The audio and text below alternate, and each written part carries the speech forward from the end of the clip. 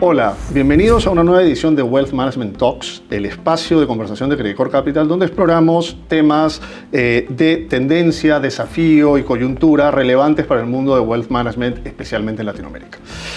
En esta edición queremos conversar un poco de un tema de creciente relevancia, el perfil de las mujeres de alto patrimonio. Vamos a conversar un poco de cómo es que administran su riqueza, cómo es su perfil de riesgo, qué decisiones toman y cuáles son sus prioridades a la hora de invertir y el papel que desempeñan en la transferencia de capital dentro de las familias y en el mercado. Para hablar de esto nos acompaña hoy Joana Castro, nuestra directora ejecutiva de asesoría de inversión, que nos compartirá un poco su visión y su experiencia sobre este tema tan interesante. ¿Cómo estás, Joana? Hola Ignacio, gracias por el espacio. Creo que esto es un tema súper relevante, así que... Perfecto, muchas gracias a ti. La primera pregunta que tenía hoy día es, ¿cómo crees tú que ha evolucionado el protagonismo de las mujeres en la gestión de patrimonios en los últimos años y especialmente en Latinoamérica? Creo que cuando pensamos en la mujer, no nos hemos dado cuenta en los últimos años realmente cuán transformacional ha sido el rol que tienen, no solamente en la gestión de la riqueza, pero realmente en cuánta de la riqueza mundial hoy en día está en las manos de las mujeres. O sea, creo que pensamos en esto como algo que va a venir, pero es algo que ya llegó y es un cohete que ya despegó hace un tiempo. Para darnos un poco la idea en cifras, tenemos un poco más de cifras del mundo desarrollado, pero también tenemos algunas cifras del mundo latinoamericano. Hoy en día más o menos el 34% de la riqueza está en manos de las mujeres. Es un porcentaje bastante interesante cuando hablamos de que la mujer no tenía acceso a la riqueza pues hace 40 o 50 años, simplemente por la manera en que se distribuía la riqueza y cómo pasaban los patrimonios de mano a mano. Pero la expectativa que tenemos es que el crecimiento de la riqueza y del patrimonio de la mujer sea mucho más rápido y más acelerado que el del hombre. Entonces estamos esperando que para el 2030 pasemos de este 34% a un 45% esté en manos de las mujeres y para el 2040 que las mujeres tengan más del 50%. Es decir, vamos a pensar que las mujeres van a controlar la mayor parte de la riqueza mundial. Claro. Ahora, cuando lo bajamos al mundo latinoamericano, los números son ligeramente distintos, simplemente porque efectivamente la acumulación de riqueza empezó un poco después. Hoy en día sabemos que alrededor del 22% de la riqueza en Latinoamérica está en manos de mujeres y esperamos que ese número vaya hacia un tercio de la riqueza en los siguientes 4 o 5 años, pero sí creo que una información importante es que el crecimiento de la riqueza y del patrimonio de las mujeres en doble dígito, estamos pensando un 12% y el crecimiento de hombres alrededor del 6%. Entonces, si estamos pensando en cómo vamos a manejar la riqueza y cómo esperamos dar a los clientes un servicio integral, tenemos que pensar mucho más en las mujeres, creo, hoy en día de lo que pensábamos antes. De acuerdo, totalmente. Y interesante este ratio acelerado de crecimiento. ¿Qué factores estructurales dirías que son los que han llevado a que tenga este crecimiento más acelerado? ¿Y se refleja esto en los mercados financieros? Han habido ciertos factores que son claves. Creo que podemos hablar de 3 tendencias mucho más claras. La primera tendencia definitivamente es el acceso a educación. O sea, creo que todos sabemos que la educación es la palanca más importante a nivel global para poder realmente como que empezar a generar patrimonio y generar riqueza. Si pensamos a comienzos de este siglo, no estamos pensando el siglo pasado, porque a veces no pensamos que es el 2000, realmente hablábamos de, cuando hablábamos de acceso de educación, en las mujeres, por ejemplo, pensábamos de que entre mujeres y hombres, alrededor del 18% en el mundo accedían como que a educación primaria. Realmente estamos hablando como que a nivel global. Pero cuando ya te vas a nivel universitario, en el 2000, también teníamos un acceso alrededor del 20%, donde veíamos un acceso a universitario a las personas que empezaban primaria, que llegaran a hacer como que acceso universitario. Hoy en día, del 2000, vemos que las mujeres, el 46% de las mujeres tienen acceso y hacen como una carrera universitaria y los hombres un 40%. Entonces las mujeres están teniendo acceso a una educación alta de una manera mucho más acelerada que les permite tener acceso a roles y realmente a trabajos que les permitan crear riqueza. Entonces a nivel de educación, que luego tiene una cascada en la manera en que vemos al acceso que tienen a roles interesantes, a poder ser empresarios, a poder tener como que roles importantes en corporaciones. Estamos viendo un crecimiento súper importante. Esa es una de las palancas más relevantes. La segunda palanca, que es súper relevante, es una palanca también de transferencia de riqueza. Si pensamos un poco cómo se transfería la riqueza hace 50 o 100 años, la verdad es que la mayoría de veces la parte más grande de la riqueza pasaba a los hijos hombres y las mujeres como que recibían ingresos de lo que iba pasando, pero no recibías un patrimonio. Hoy en día sí estamos viendo que a nivel no solamente de los padres, pero también cuando tenemos divorcios, ¿verdad? Hoy en día las mujeres también tienen acceso a riqueza. Entonces, pensando en la longevidad de la mujer, que es el tercer factor más relevante. Las mujeres viven entre 4 y 8 años más que los hombres en promedio. Entonces estamos pensando que antes que pase a la siguiente generación en términos de hijos, pasa la riqueza en manos de la mujer. Entonces estamos viendo muchísimos factores que hacen que realmente la mujer no solamente tenga control sobre la riqueza, pero que tenga que efectivamente a empezar a manejar la riqueza y ver cómo logra con esta riqueza lograr sus objetivos. Claro, y hay un cambio ahí paulatino en el protagonismo que toman en la gestión de patrimonios. ¿Cuáles dirías que son como que los principales desafíos para las mujeres ahora en su gestión directa sobre los patrimonios y cómo los podemos ayudar nosotros desde nuestro rol de asesoría? Creo que de las cosas más, eso está un poco irónico, de repente estamos teniendo mucho más acceso a educación y a la generación de riqueza, pero la verdad el acceso a educación financiera es mucho más limitada. Y una de las cosas que sí vemos desde temprana edad, honestamente, es que las mujeres suelen no estar mucho más metidas en el mundo financiero, ¿no? El hecho de que puedas generar riqueza no significa que estás metido en el mundo financiero, significa simplemente que has logrado como que ser exitoso en el mundo real.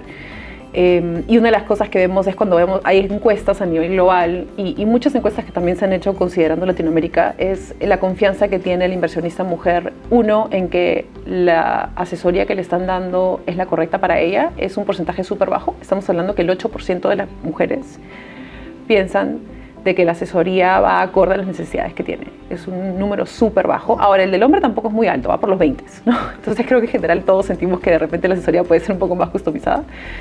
Una de las segundas cosas que también es súper relevante y que es mencionada es que realmente el 24% de los profesionales que ves en el mundo, que trabajan en el mundo financiero, son mujeres.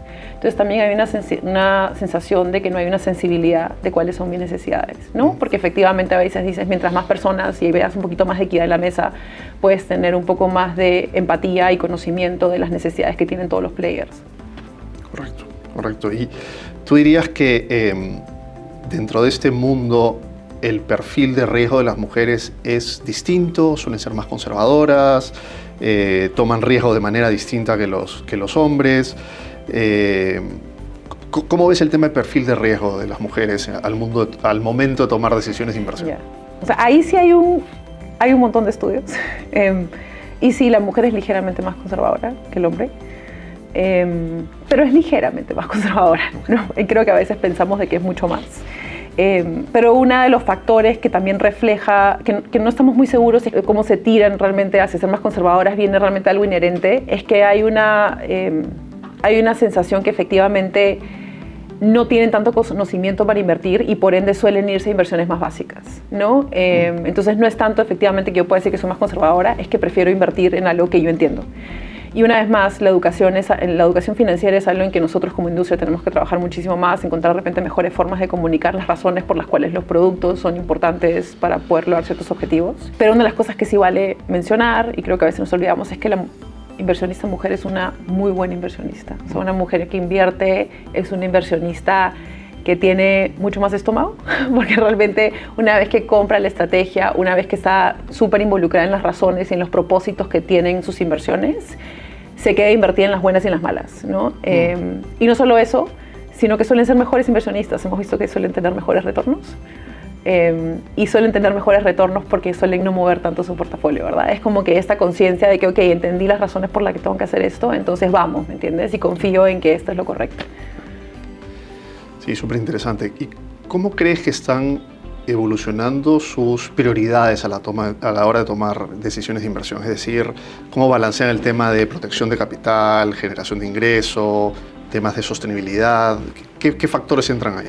Ahí es súper interesante porque creo que una de las razones también por las que pensamos que el perfil de la clienta mujer es distinto que el hombre es porque normalmente cuando hacemos estas encuestas donde le preguntas a un cliente cuáles son las razones por las que inviertes, cuando ves los perfiles de los hombres, por ejemplo, la primera es estoy ahorrando para el retiro, ¿no? Y normalmente cuando ahorras para el retiro es un ahorro a 20 años, a 30 años, es un ahorro que puedes tomar mayor riesgo, ¿verdad? Porque efectivamente estás pensando en el largo plazo.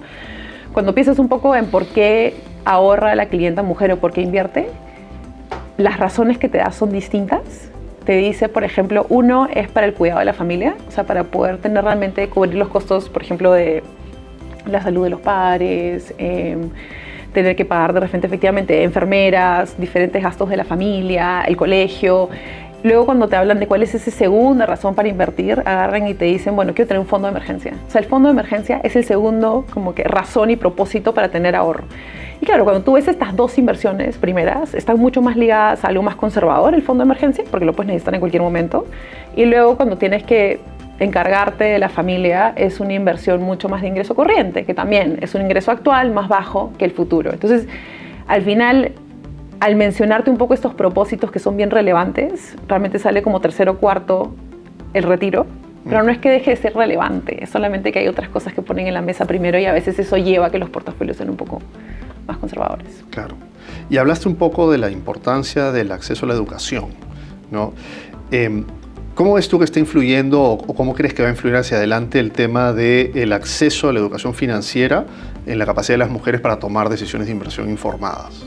Yo creo que es el futuro. O sea, creo que realmente es ahí una de las cosas más grandes que tenemos que invertir nosotros como industria, es efectivamente a crear estos espacios y estas tecnologías que permitan a las personas en general a tener acceso a mayor educación. Y creo que es una de las cosas más bonitas de lo que estamos viendo en la industria hoy en día. A nivel tendencias, creo que las tendencias que vemos en gestión patrimonial, en términos, por ejemplo, de invertir en base a objetivos, en términos de tener como que más acceso de manera digital para poder ser un poco más independiente, está muy ligado a las necesidades que tiene la clienta mujer. Entonces creo que una de las cosas que a mí me parecen más bonitas de lo que está pasando hoy en día en las tendencias de la industria es que realmente están casi como hechas ad hoc para la clienta mujer y creo que también le va a permitir tener una mejor experiencia cuando trata de buscar mejores formas de ahorrar y que también le va a dar las herramientas para poder tomar mejores decisiones, ¿no? Claro, no, de acuerdo. Hablaste un poco de cómo el rol de la mujer en el acceso al patrimonio ha venido cambiando a lo largo de los años. ¿Qué rol crees que están desempeñando hoy día en el proceso de redistribución de patrimonios? Es decir, suelen tener más protagonismo en estos procesos, por ejemplo, de cambio generacional y en general en la redistribución de patrimonio a nivel mercado. ¿Cómo ves el rol de la mujer en este proceso? Eso es súper interesante. Todo es interesante para mí este segmento, pero una de las cosas que sí son bien relevantes para la clienta mujer efectivamente es cómo va a ser el movimiento generacional. Una de las cosas que ellas siempre ponen primero en la mesa, fuera de la planificación financiera, como te digo, y planificación financiera porque estos gastos que te mencioné al comienzo son relevantes para ellas, entonces tienen que planificar cómo entran los ingresos, cómo salen. Efectivamente lo que más les preocupa es que haya armonía en la familia, ¿no? De repente sale de ciertas cosas en el ADN, ¿no? Pero efectivamente lo que busca es esa armonía y que puedas tener mucha más tranquilidad en la familia y eso te lleva a hacer una planificación sucesoria un poco más clara. Entonces sí están mucho más metidas en asegurarse de que la transferencia de riqueza sea más ordenada. Pero también otra de las cosas bien bonitas que vemos en la clienta mujer, que a veces no mencionamos, es que una mujer empoderada, una mujer que no solamente es dueña de su riqueza, pero que comprende un poco realmente el poder que puede tener el que tengas acceso a patrimonio, permite que realmente tenga un efecto muy virtuoso en las personas cercanas, ¿no? O sea, de verdad, muchos estudios también que te muestran de que una mujer de alto patrimonio suele tener un impacto muy alto en las personas cercanas porque va ayudando a que de repente un sobrino o que una hermana pueda tener acceso a educación, que pueda tener acceso como que a superarse, que es una de las cosas que de verdad son súper interesantes. Y también la manera en que hacen filantropía es distinta. Ahora, estamos hablando de campana, no significa que todas las mujeres hacen lo mismo, pero por ejemplo, en temas de filantropía se ve mucho más que la mujer tiende a invertir en temas sociales de impacto en el momento, ¿no? O sea, por ejemplo, hoy en día, y lo vemos en la manera, por ejemplo, que Melinda Gates pues, ha hecho un deployment de su patrimonio, donde efectivamente tú puedes invertir en un proceso experimental de cómo puedes hacer el agua potable, ¿no? O cómo puedes convertir el agua del mar en agua que se pueda tomar. Y es súper relevante porque es una solución de mediano a largo plazo, la que necesitas. Pero también necesitas personas con alto patrimonio que inviertan en simplemente llevar agua hoy, ¿verdad? A estos pueblos que no tienen agua potable. Y eso es un poquito que vemos que la mujer tiende a hacer ese nivel de filantropía, el hoy, el llevar comida hoy, el llevar vacunas hoy, el llevar agua hoy. Entonces creo que es maravilloso que ahora el hombre y la mujer tengan acceso a poder hacer estas cosas porque tenemos acceso a filantropía perfecta, se podría decir, ¿no? La filantropía que necesitamos hoy y la que necesitamos en el mediano y largo plazo. Buenísimo. Quizás como última pregunta, ¿qué le recomendarías a una mujer, en especial en Latinoamérica, que está ya llegando a un nivel, digamos, relevante de patrimonio o que está en proceso de recibir una herencia? ¿Qué recomendaciones le darías alrededor de cómo construir y preservar ese patrimonio? Yo creo que la primera recomendación sería tener un pequeño momento de introspección y soledad, ¿no? Donde realmente te sientas tú a ver cuáles son esas metas, esos objetivos, ese propósito que tiene el patrimonio que vas a recibir. Creo que en el momento en que nos abrimos y lo conversamos con otros, se puede filtrar un poco los objetivos y las metas de otras personas, que son personas en las que confiamos. Entonces creo que lo primero que tienes que hacer es, uno, hacer ese ejercicio y poder rankearlo y entender cuáles son esas cosas que necesito, cuáles son las que quiero, cuáles son las que sueño, ¿no? Y de ahí armar un plan. También pensar un poquito qué es lo importante en el corto o mediano plazo. Entonces es una matriz un poquito más en términos de estos objetivos y el tiempo. Y segundo, creo que es efectivamente buscar a un aliado financiero que creas que puede ser tu partner en toda esta aventura, ¿verdad? Porque al final es una aventura, vas a necesitar a alguien a tu lado toda la vida y tiene que ser alguien que confíes. Entonces sí es hacer las preguntas relevantes a quien sea que quieres tomar como tu socio en este camino para que puedan armar un portafolio que calce con todo esto que hemos conversado antes, ¿no? Y cuando hablo de portafolio no hablo solamente a nivel como dinero, sino de verdad conseguir un partner que te ayude a ver tu patrimonio de una manera un poquito más integral, ¿verdad? Y cómo calza lo que tienes líquido con tus inversiones en tu casa o con el negocio que de repente todavía sigue siendo parte de la familia. Entonces sí, creo que hay momentos donde tenemos que estar un poquito solitos y luego como que buscar esos aliados en el camino. Gracias, Joana. La verdad es que es súper interesante y creo que, como decías, hay varios factores importantes conforme las mujeres van tomando mayor protagonismo en los negocios familiares, en la gestión patrimonial en general, van teniendo una tasa cada vez más acelerada de acceso a educación y a educación financiera en particular. Y creo que es importante en ese entorno que los servicios de asesoría pues, se puedan adaptar a las necesidades de las mujeres, que pueden ser ligeramente distintas y que van a seguir evolucionando hacia el futuro. Sí, creo que estamos en una etapa súper linda y súper emocionada por lo que va a venir en los siguientes años, ¿no? Buenísimo, muchas gracias. Muchas gracias a todos por escucharnos.